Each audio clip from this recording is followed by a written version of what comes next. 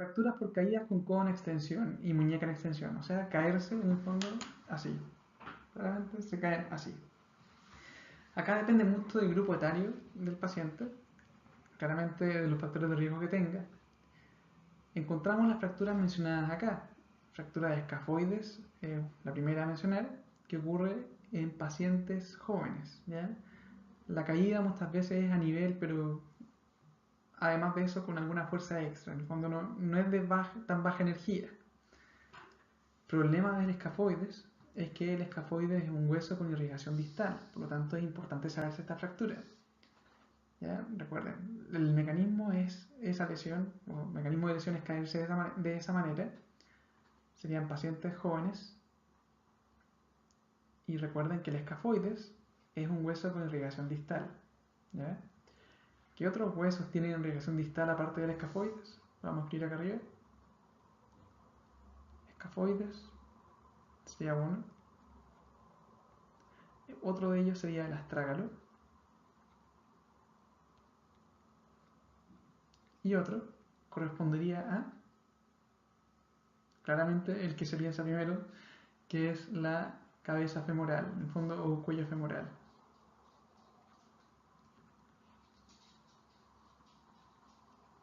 Ok, fractura de escafoides se puede ver en esta imagen de acá. Este es el escafoides. ¿Sí? La radiografía a veces no es muy buena para diagnosticarlo. Ahí podría estar la fractura.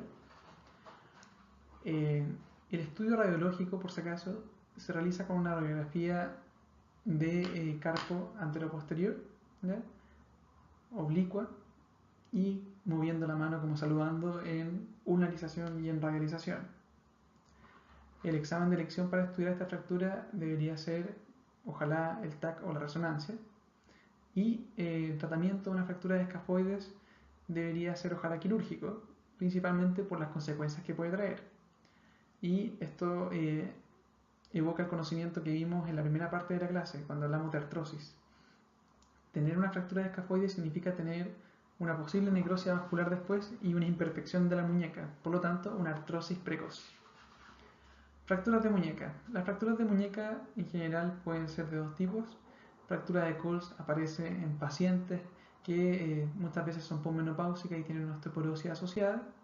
Se caracteriza por su forma, que es como una dorsalización, impactación y radialización de la muñeca. Su tratamiento, en el fondo, es distinto a la osteosíntesis que en general se hace en la fractura, sino que es una reducción cerrada, ¿ya? Con yeso. Las fracturas de muñeca que no son de Coles son muchas veces fracturas asociadas a traumatismo de alta energía, por ejemplo, ir conduciendo y tocar con las manos en el volante. En estos casos, las fracturas que no son de Coles se llaman fractura del tercio distal del radio. Puede corresponder a una fractura como la que se muestra acá, donde hay compromiso de la faceta articular muchas veces, o son fracturas bien deformantes. En estos casos, el tratamiento es quirúrgico, con osteosíntesis. Entonces, Coles, reducción cerrada. No Coles, en general es osteosíntesis. Fractura de cúpula radial afecta a personas jóvenes también. Su característica principal es que el paciente se fractura y tiene dificultad para realizar movimientos de pronosupinación. Dificultad para pronosupinar.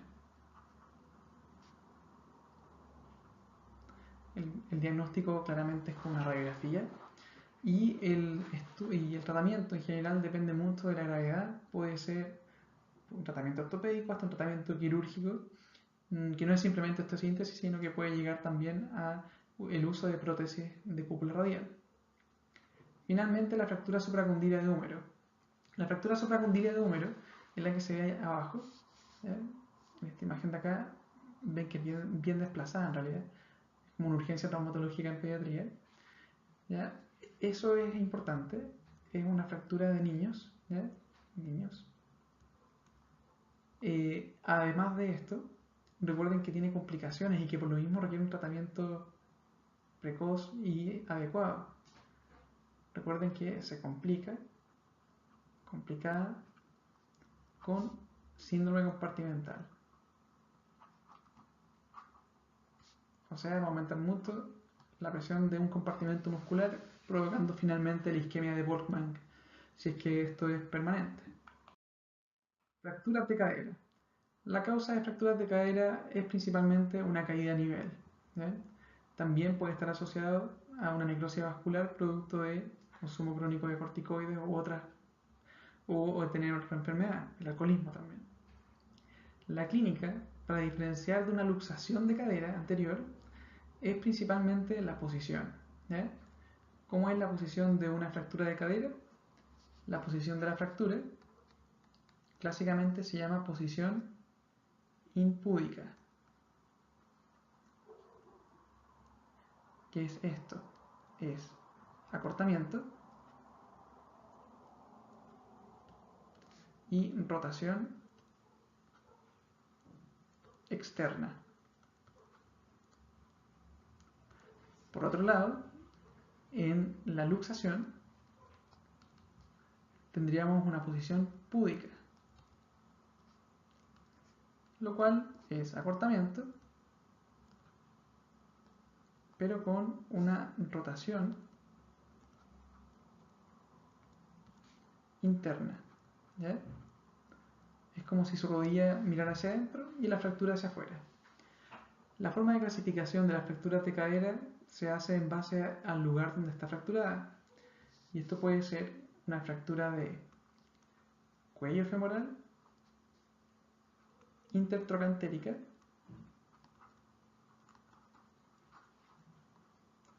o subtrocantérica.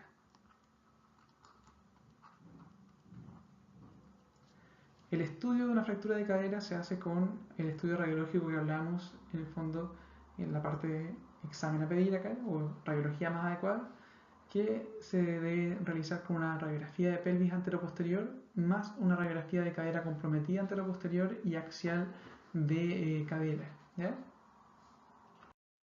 El tratamiento ahora. Ok, las fracturas de cuello femoral que no son desplazadas se manejan o tienen la opción para ser manejadas con osteosíntesis. ¿Ya? Las de cuello desplazadas deben ser manejadas con prótesis de cadera. Las intertrocantéricas y subtrocantéricas se manejan con osteosíntesis. ¿Ya? En alguna ocasión se preguntó cuál era la técnica, aunque no debería ser, pero las técnicas antiguas es el DHS, que DHS significa Dynamic Hip Screw, que es un tornillo dinámico de cadera. Actualmente se maneja con el PFN o un clavo endomedular. PFN. ¿Claro? Que si mal no recuerdo es Percutaneous Femoral Needle. ¿Ya? Espero no estar mintiendo. Ok, prótesis de cadera, recuerden, según la esperanza de vida del paciente, esperanza de vida de más de 10 años, la prótesis tiene que ser completa, ¿ya? O total. Esto quiere decir cambiar la cabeza femoral y también cambiar el acetábulo. Total, si esperanza de vida mayor a 10 años. Parcial, solamente cabeza femoral, si la esperanza de vida es menor a 10 años. ¿Ya? Eso es importante decirlo. Disyunción acromioclavicular y fractura de clavícula. Acá la causa en general va a ser un traumatismo, ¿ya? Una caída sobre el hombro, ¿ya? O por un mecanismo de transmisión de energía indirecto, lo cual puede ser por caerse con el hombro, por ejemplo, en la abducción y golpearse el codo, y que ese mecanismo transmita la energía hacia el hombro. ¿Ya? Esa es la forma. La clínica, en el fondo de una fractura de clavícula, va a ser asimetría, claramente, de ambas clavículas, en el fondo de ambos hombros. Se puede ver en ocasiones también un aumento de volumen en la zona de la clavícula. En el caso de la disyunción acromioclavicular, la clínica puede ser muy inespecífica, ¿ya? Simplemente dolor a la palpación de la unión acromioclavicular o llegar incluso a lo que se puede ver en la imagen superior, que es cuando está bien desplazada, ¿ya? Esto se considera mayor a 200%, es cuando el paciente presenta un signo que se llama el signo de la tecla, en el cual se puede tocar la clavícula como si fuese una tecla de piano.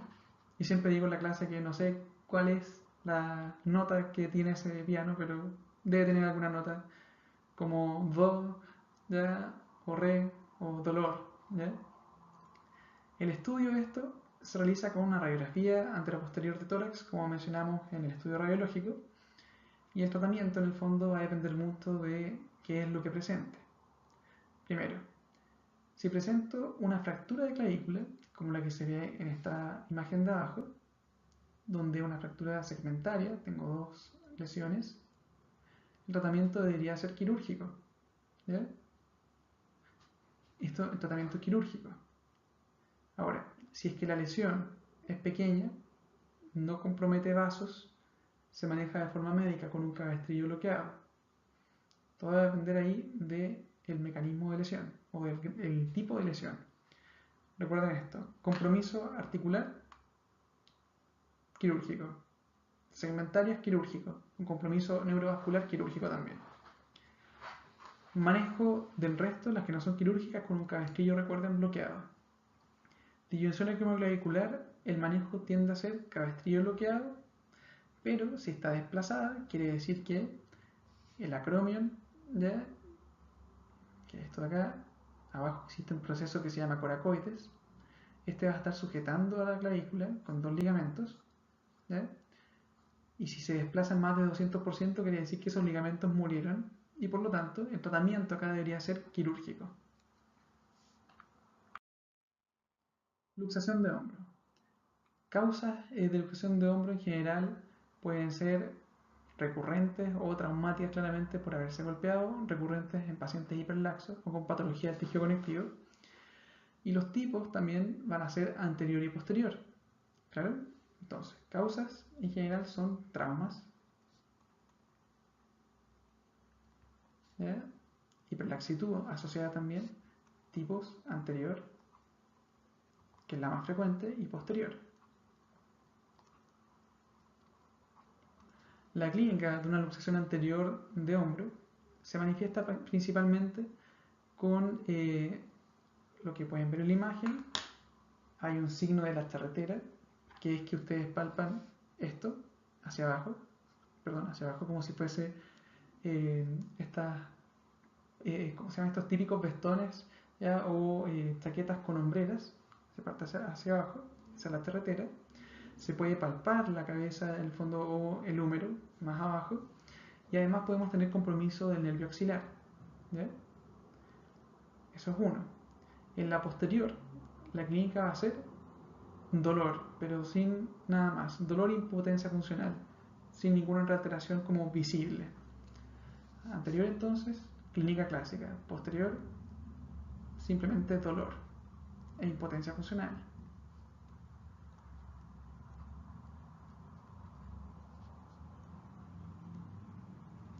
La clínica, recuerden que es la que mencionamos recién. El estudio de las luxaciones de hombro se hace con una radiografía, claramente, y para la posterior también hay que hacer una radiografía. Y disculpen, no mencioné la causa de una luxación posterior. En general puede ser un trauma, pero lo más frecuente es que la luxación posterior de hombro sea producto de una hipercontractura muscular. O sea, voy a escribirlo en otro color mejor para que se destaque. La causa corresponde a convulsiones, principalmente, o electrocución. Ok, el tratamiento de una luxación de hombro se realiza con una reducción cerrada en pabellón, ¿ya? Siempre con una radiografía previa, claramente, para descartar fracturas y no provocar mayor daño del que ya está.